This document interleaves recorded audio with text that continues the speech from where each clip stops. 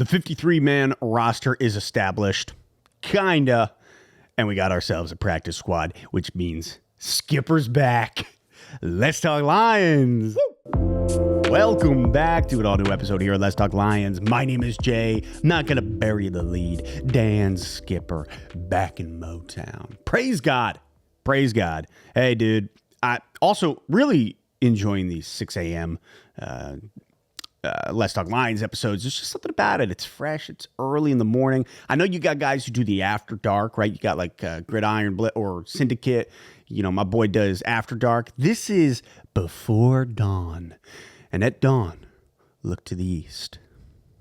Gandalf, we miss you. Something to look forward to next week, Monday. I'm putting out a video. It's going to be me and the boys, and we're going to be breaking down the NFC North predictions. 4th, 3rd, 2nd, 1st, each one of those, where everybody's landing. We're doing that for the official. It's the week of the NFL. We're kicking it off. So I'm going to put that out on Monday. And so if you would, in the comments section of this video, drop it in there. 4th through 1st, who's landing where. You don't have to give me a record prediction, but you can. But just give me the, the standings of the NFC North. That video coming out Monday to you. Little round table, little rectangular table. Me and the boys. But some of the guys that I am most excited to see back on this practice squad. You already know if you watched my 53-man roster prediction video, who I was upset about, who I was looking forward to, who I was hoping.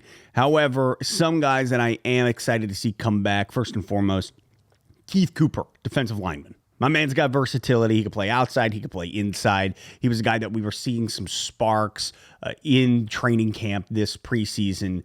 And he's a guy that I'm just looking at saying, okay, we got some depth. We got the versatility of in and out. Let's see what we got there. I think it's a solid guy to bring back to the practice squad. But who was I actually really excited about? First and foremost, Jacob Sailors. Sailors is the running back who I kind of explained as the hard-nosed, nose to the grindstone, third down back. Jamal Williams, even Montgomery-esque in some ways. He was a guy that throughout the preseason, watching him in these games, not that the stats matter, but I think he ran for over 100 yards, 3.5 yards a carry. He had this way about him, though, that was, you put him up front and you just slam and bam and break through that line. And I loved it. I loved he kind of resembled Detroit in so many ways. And again, reminded me of Jamal, reminded me of Monty. A battering ram of a running back. So seeing him get back on that practice squad is great because you don't know what's going to happen, right? You don't know what's going to happen in an NFL season. If there's anything we're guaranteed, it's somebody's getting injured somewhere along the way. Unless you're the Philadelphia Eagles. I believe in the Super Bowl, the Eagles had 21 of their 22 starters. I might be wrong, but if I'm right, that's friggin' wild.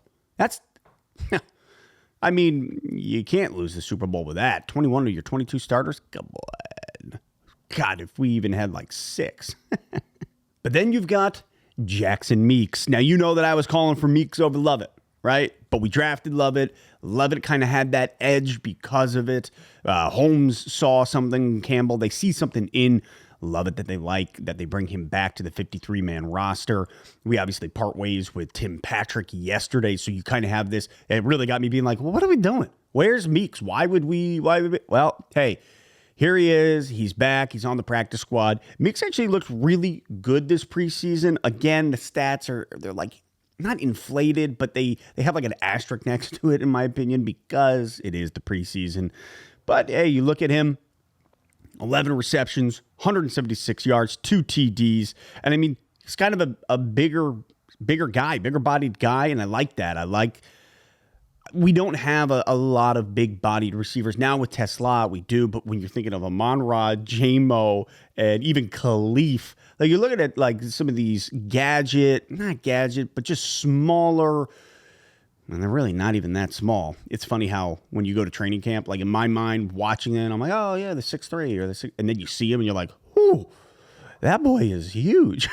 Like, it is crazy. But I do like Meeks. I like what he was showing us versatility-wise, showing us with his hands, with his body, the way he moved, all of it from Meeks I liked more than Lovett, so I'm really glad to see that we got him back on the practice squad, especially after shipping Timmy P to Jacksonville for a 6th-round pick.